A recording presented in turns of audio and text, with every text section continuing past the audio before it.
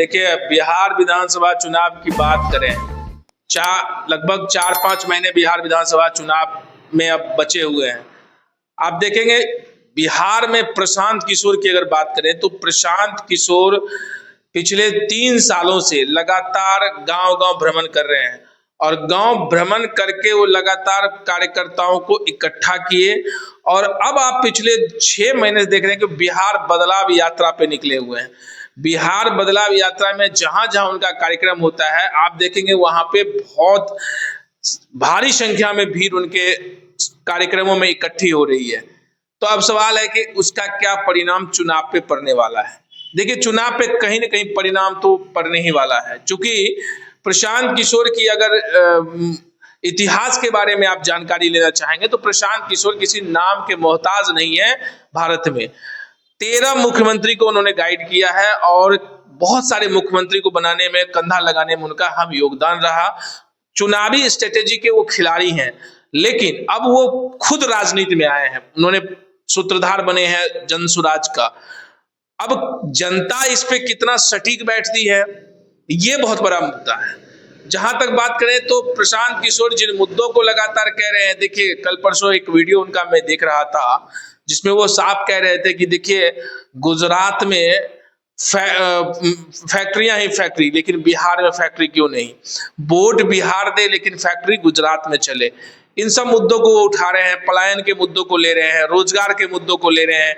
वादे वो कर रहे हैं कि भाई अगर हमारी सरकार बनती है तो जो दिल्ली, मुंबई, अन्य प्रदेशों में जो बिहार के नौजवान, बिहार के लोग रोजगार करने जाते हैं, वो कहीं ना कहीं हम यहीं पे उनका जो है सो वो कहीं ना कहीं हम यहीं पे लोगों को रोजगार प्रदान करेंगे।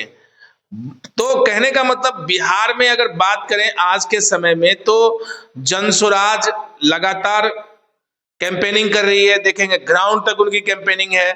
सोशल मीडिया कैंपेनिंग बहुत तेजी से वो चला रहे हैं, क्योंकि उनको पता है स्ट्रेटेजी वो करने में खिलाड़ी रहे हैं।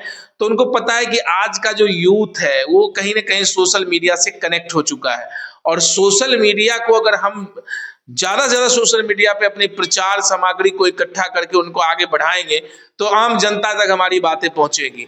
और इसको लेके वो लगातार कैंपेनिंग कर रहे हैं।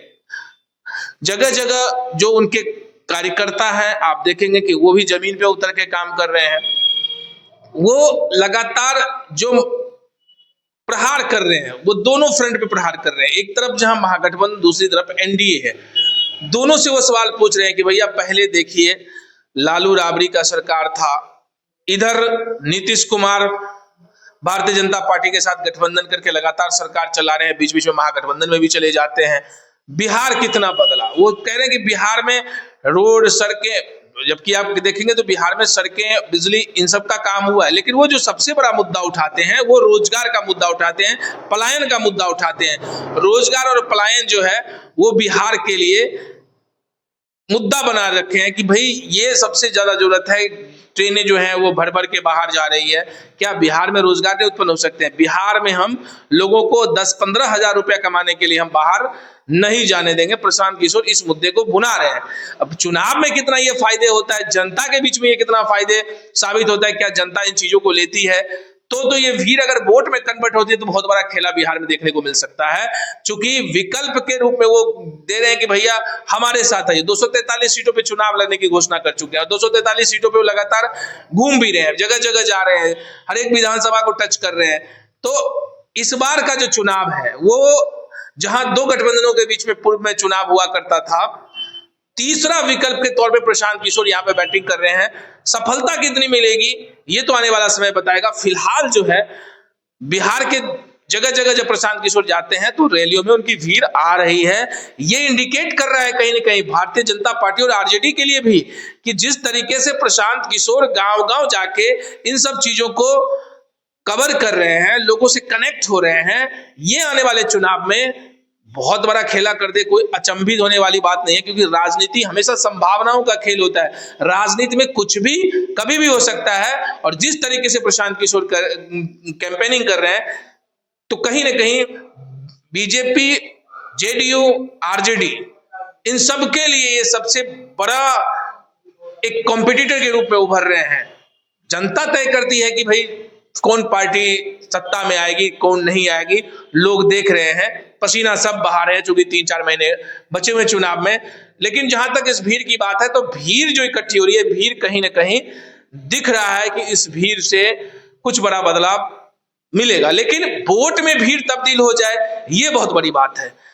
ये कहना बहुत जल्दबाजी होगी कि ये जो भीड़ है वो वोट में तब्दील हो जाती है। तो ये जब चुनाव के रिजल्ट्स आएंगे तो पता चलेंगे। लेकिन फिलहाल प्रशांत किशोर जनसुराज को लेकर कैंपेनिंग कर रहे हैं और बहुत सारे लोगों को जोड़ भी रहे हैं।